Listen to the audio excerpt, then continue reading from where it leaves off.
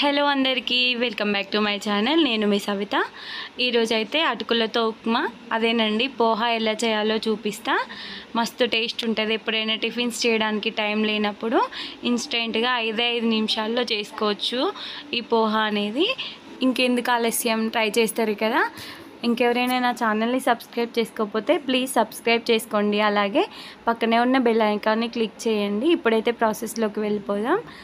ఈ ఉప్మా కోసం అయితే ఇట్లా ఒక 4 పచ్చిమిర్చి, అలాగే ఒక ఉల్లిగడ్డ, కొంచెం కరివేపాకు, అలాగే కొత్తిమీరని కూడా తీసుకోవాలి. ఈ ఉప్మా కోసం నేనైతే ఇలా లావటుకులను తీసుకున్నాను. ఇది ఒక పెద్ద గ్లాస్ ఉంటాయి. ఈ అటుకులని ఫస్ట్ అయితే మనం ఇట్లా వాష్ చేసుకోవాలి. నేనైతే జల్లి గిన్నెలో వేసుకొని వాష్ చేసుకుంటున్నాను. ఒకవేళ ఎక్కువ వాటర్లో వేసుకుంటే వాటర్ అంతా పిండుకొని పక్కకు పెట్టుకోవాలి. అటుకులని ఇలా స్ట్రెయిన్ చేసుకొని పక్కకు పెట్టుకుందాం. తర్వాత ఉప్మా కోసం ఒక గిన్నెనైతే పెట్టుకొని దానిలోకి ఆయిల్ వేసుకుందాం. ఆయిల్ వేడైన తర్వాత ఆవాలు, జీలకర్ర వేసుకొని ఫ్రై చేసుకోవాలి. ఆ తర్వాత ఒక 2 స్పూన్ల దాకా పల్లీలను వేసుకొని కొంచెం ఫ్రై అయిన తర్వాత మినపప్పు, శనగపప్పు కూడా వేసుకోవాలి. ఇవి ఫ్రై అయిన తర్వాత మనం కట్ చేసి పెట్టుకున్న పచ్చిమిర్చిని కూడా వేసుకొని కొద్దిగా ఫ్రై చేసుకోవాలి.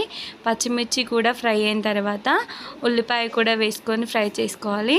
ఉల్లిపాయ కొంచెం ఫ్రై అయిన తర్వాత కరివేపాకు కూడా వేసుకొని ఫ్రై చేసుకోవాలి. ఆ తర్వాత దీనిలోకి ఇప్పుడు పసుపు అనేది యాడ్ చేసుకుందాం. పసుపు యాడ్ చేసుకున్న తర్వాత మనం ముందుగా వాష్ చేసి పెట్టుకున్నాం కదా అటుకులను కూడా వేసుకొని పోపు అంతా అటుకులకి పట్టే విధంగా మంచిగా కలుపుకోవాలి. ఇలా కలుపుకున్న తర్వాత మనం ఇష్టమైతే దీనిలోకి నిమ్మకాయను కూడా యాడ్ చేసుకోవచ్చు. అప్పుడు పులిహోర లాగా ఉంటుంది. నేనైతే యాడ్ చేయట్లేను.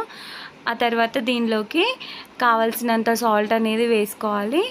ఇలా సాల్ట్ కూడా వేసుకొని ఆ తర్వాత ఫైనల్గా కొత్తిమీరను కూడా దీనిలోకి యాడ్ చేసుకొని సాల్ట్ అనేది ఉప్మాకి పట్టే విధంగా మంచిగా కలుపుకోవాలి. ఒక 10 సెకండ్ల పాటు కలుపుకున్న తర్వాత అలాగే ఒక 2 నిమిషాల పాటు వెయిట్ చేసుకోవాలి. వేడైన తర్వాత వేడివేడిగా తింటేనే ఉప్మా అనేది చాలా టేస్టీగా ఉంటుంది. నా రెసిపీ కనుక మీకు నచ్చినట్లయితే లైక్ చేయండి, షేర్ చేయండి, కామెంట్ చేయండి. అలాగే నా ఛానల్ని సబ్స్క్రైబ్ చేసుకొని పక్కనే ఉన్న బెల్ ఐకాన్ని క్లిక్ చేయండి. అప్పుడే మీకు నోటిఫికేషన్స్ వస్తాయి. ఇలాగే నన్ను సపోర్ట్ చేస్తారని కోరుకుంటున్నా. Thank you for watching.